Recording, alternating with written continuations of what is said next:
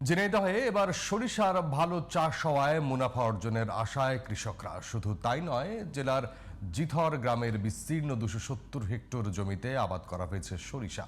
আর তা দেখতে দূর দূরান্ত থেকে আসছেন দর্শনার্থীরা।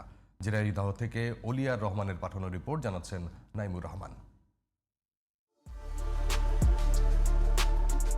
বিস্তীর্ণ মাঠ, যতদূর চোখ যায় সবই হলুদের সমারোহ। মৃদু বাতাসে দোল খাচ্ছে কাঁচা সোনা রঙের সরিষা ফুল, আর সেসব ফুলের পাপড়ি ঘিরে মধু সংগ্রহে মেতেছে মৌমাছির দল। ঝিনাইদহ জেলা সদরের জিথর গ্রামের বিস্তীর্ণ সরিষা ক্ষেতের এই দৃশ্য আকৃষ্ট করছে দর্শনার্থীদের। প্রকৃতির এই অপার সৌন্দর্য দেখতে প্রতিনিয়ত দূর দূরান্ত থেকে ছুটে আসছেন বহু মানুষ। এখানে না আসলে বুঝতেই পারতাম না সরিষার কি একটা সুবাস। এখানে আমি দর্শনার্থী হিসেবে ঘুরতে এসে জিনিসটা উপভোগ করছি। মাগুরা জেলা থেকে আসছি, বন্ধু বান্ধব ছোট ভাই বড় ভাই মিলে আমরা সরিষা ক্ষেত দেখতে আসছি। মাঠকে মাঠ সরিষা খুবই সুন্দর লাগছে।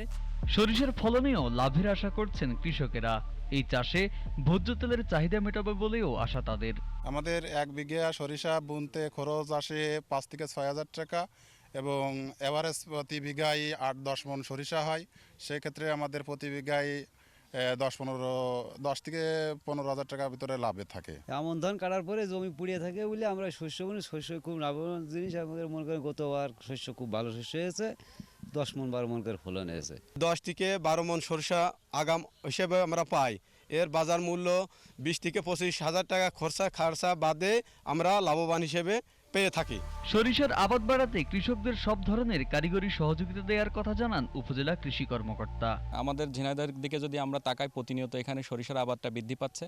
এক্ষেত্রে আমরা কৃষকদেরকে এই সরিষার আবাদ বাড়ানোর জন্য আমরা প্রতিনিয়ত তাদেরকে বিভিন্ন পরামর্শ এবং প্রণোদনা সহযোগিতা বিনামূল্যে সার্ভিস দিয়ে থাকছি। চলতি মৌসুমে জেলায় প্রায় 13,391 হেক্টর জমিতে চাষ হয়েছে সরিষা।